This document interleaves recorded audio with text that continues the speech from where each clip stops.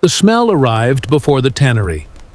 A mixture of moist putrefaction, pigeon droppings, and tannic acid that impregnated fabrics, hair, and memories of anyone unfortunate enough to live less than 200 meters from one of those medieval workshops. In the cities of York, Bristol, and Paris of the 13th century, tanners were pushed to the riverbanks not by chance, but by decree. The water that flowed from their tanks was as dark as pitch and carried with it the organic weight of tons of rotting meat. It was in this environment that armor began to exist, long before any blacksmith touched it. The process started with the dead animal. An adult cow weighing 600 kilograms yielded, on average, a single piece of raw leather thick enough for military use. And this only if the butcher had removed the skin without puncturing it with the machete. The hide arrived at the tanner still warm, covered in congealed blood and fragments of adipose tissue. The first step was scraping. The workers stretched the material over an inclined wooden beam and used a double-handled knife to remove the excess fat and remnants of flesh. The sound was moist and constant, like scraping thick mud off an irregular surface. Any carelessness would tear the leather and discard hours of work. After scraping, the hide entered the lime pits. Immersed in an alkaline solution made of quicklime and water, it remained submerged for up to 40 days. The goal was to dissolve the hair and soften the structure of the collagen fibers, making the material receptive to the tanning process itself. The workers checked the condition of the hides with their own hands, plunging their arms up to their elbows into the caustic solution. Chemical burns on their forearms were so common that older master tanners displayed white and irregular scars as marks of their trade. The hide that emerged from this process was swollen, whitish, and pliable like damp clay. Nothing that still resembled the rigidity that would one day protect a human body in battle. Before the wax and boiling, there was blood. Not as a symbolic element, but as a precise technical solution. Fresh blood from a cow or pig, collected immediately after the slaughter while still warm, acted as an impregnating agent due to its albumin proteins. When applied to leather that had already been tanned and was still damp, it penetrated the layers of collagen fibers and, upon coagulating from external heat, created a dense organic matrix within the material. The result was a mechanical resistance visibly superior to that of untreated leather, capable of distributing the impact of a blade instead of concentrating it in a single point. The process demanded brutal timing. The blood needed to be used within 2 hours after the animal was bled. After that, spontaneous coagulation made it too thick to penetrate the fibers. The military artisans who mastered this technique worked in direct partnership with local butcheries, often waking up before dawn to ensure access to fresh material. The leather was slightly heated in embers before application, opening the surface pores, and the blood was vigorously rubbed in circular motions using wool rags. The surface darkened immediately, acquiring a dark, glassy sheen that experienced artisans recognized as the sign that absorption was occurring correctly. When the shine disappeared and the surface returned to being matte, it was time to apply the second layer. In addition to pure blood, records from English and French workshops in the 14th century indicate the use of animal bile, especially from cows, mixed with pig fat in proportions that varied according to the master. Bile, rich in bile salts, acted as an emulsifying agent. It allowed the fat to distribute evenly throughout the fibers instead of simply sitting on the surface. The practical result was leather that bent without cracking in the cold and that did not soften excessively in the humid heat of a European battlefield in summer. This specific secret, the ratio of bile to tallow, rarely appeared in written records.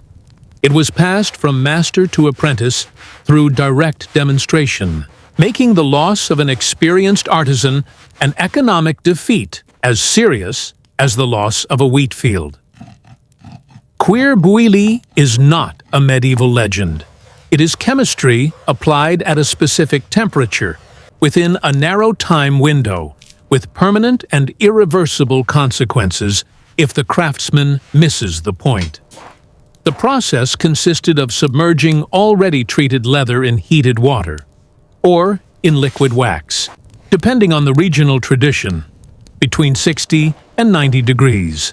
Below this range, the collagen fibers did not contract enough. Above it, the leather shrank chaotically, lost the residual flexibility needed for impact absorption, and became brittle like poorly fired ceramics. The fire needed to be controlled with the kind of attention that was not suitable for apprentices. The leather entered the boiling point already molded over a carved wooden form, approximating the shape of the body segment it would cover: a shoulder, a forearm, a chest plate. The immersion time was counted by tactile experience. The master plunged his fingers into the edge of the container, squeezed the material, and assessed by the resistance to compression whether the contraction of the fibers had reached the right point. There were no thermometers. There was only the color of the water, the speed of the bubbles, and the touch of hands that had spent years calibrating this judgment. A piece pulled out too early was soft and ineffective. A piece pulled out too late was rigid beyond tolerance and tended to crack on the first forced bend. The margin between the two errors was approximately 4 minutes. After being removed from the boiling, the leather had a working window of about 15 minutes before hardening permanently in the shape it assumed. This was the moment of maximum tension in the workshop. The craftsman pressed the hot material against the wooden form with constant force, using damp rags in his hands to withstand the heat, adjusting curves and angles while the leather still obeyed the pressure of his fingers. Any air pocket trapped between the material and the form would create an invisible weak point, noticeable only when a blade or a mallet struck exactly that point years later. The work finished when the leather cooled enough to maintain the shape without support. What came out of there looked like something intermediate between wood and stone, with a lightness that neither material possessed. Beeswax arrived at military workshops in yellowish blocks the size of a fist, with the sweet and slightly rancid smell of old hives. Alone, it was too expensive to be wasted in large quantities. A pound of pure wax in 14th century England cost the equivalent of 2 days of work from a skilled craftsman. Therefore, the masters combined it with animal tallow, extracted from the perirenal fat of cattle and sheep, in the proportion that each workshop kept as a competitive advantage. The mixture melted together produced a compound with a lower melting point than pure wax and much greater penetration into the fibers of the leather, something that took years of trial and error to calibrate correctly, and that an experienced master recognized by its shine and viscosity when stretched between two fingers. The application was done with the leather still slightly heated, which kept the pores open and receptive. The compound was spread in thin layers with hard linen rags, rubbed in movements that followed the direction of the fibers. The excess was removed while still hot, before it solidified on the surface instead of penetrating the interior. A properly waterproofed leather armor could withstand constant rain for several hours without noticeably softening. A property that was not luxury, but survival in European military campaigns where the weather rarely cooperated.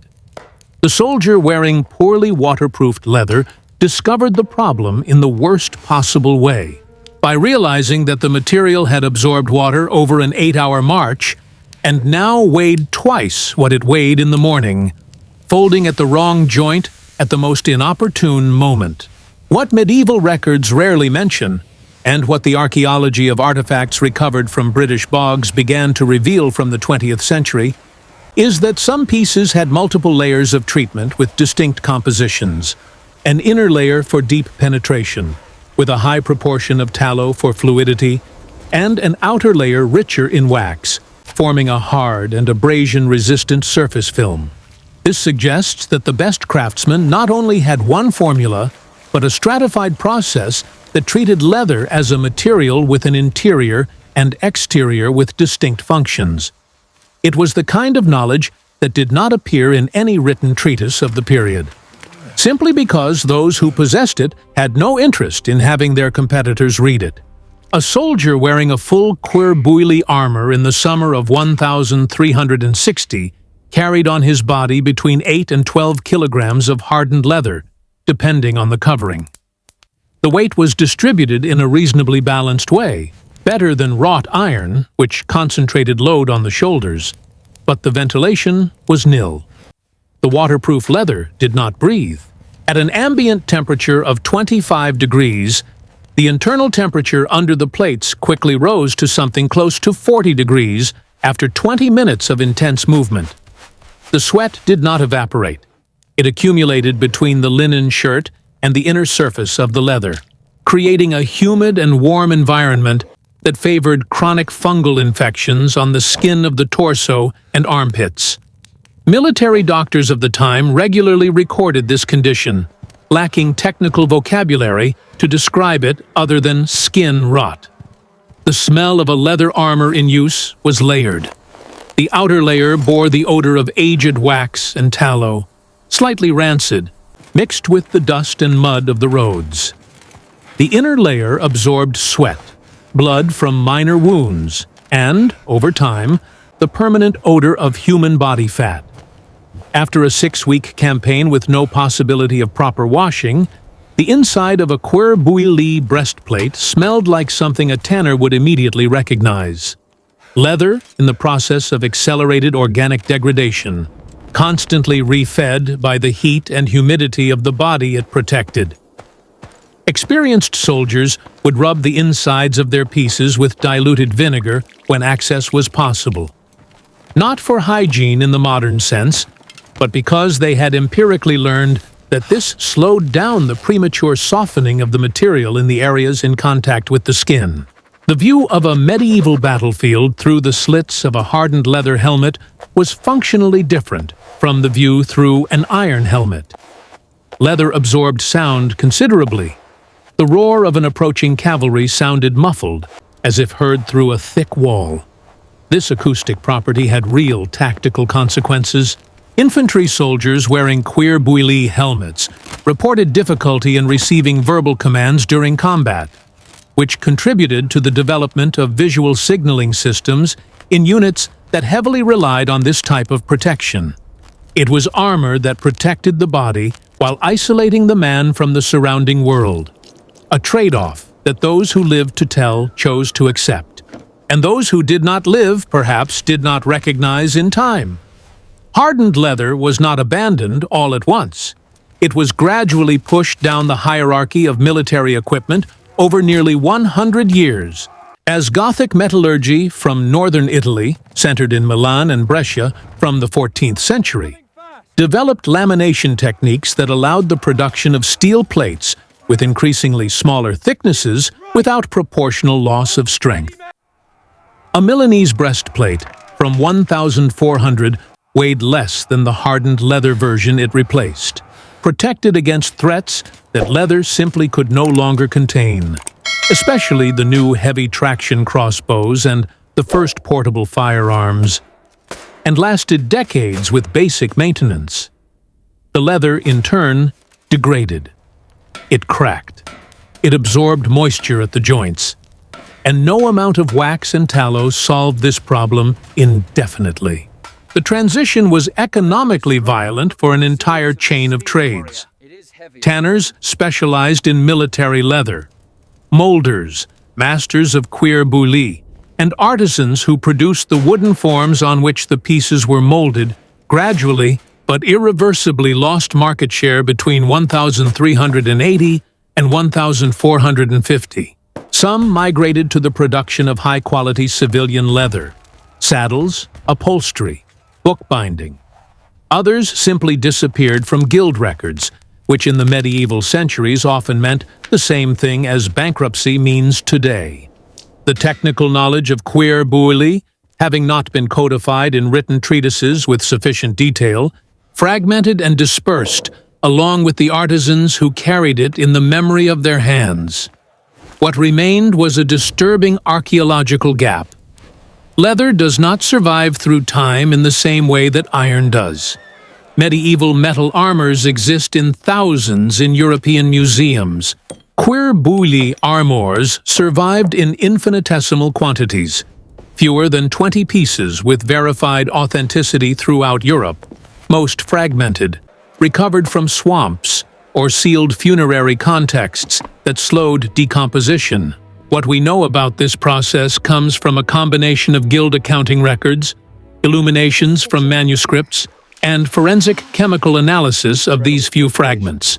A technology that equipped entire armies for over 200 years left behind less physical evidence than a single cannon foundry from the same period. The brutality of the manufacturing process was, in the end, surpassed only by the brutality of time on the material it produced. Hardened leather did not die in battle. It died slowly, replaced piece by piece, armor by armor, in the hands of artisans who did not know they were making the last exemplars of a technology with 200 years of history.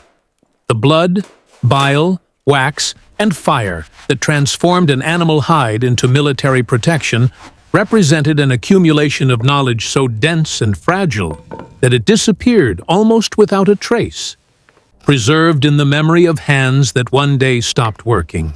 If this kind of history, technical, visceral, forgotten, is what you came here to seek, the subscription button is below this video.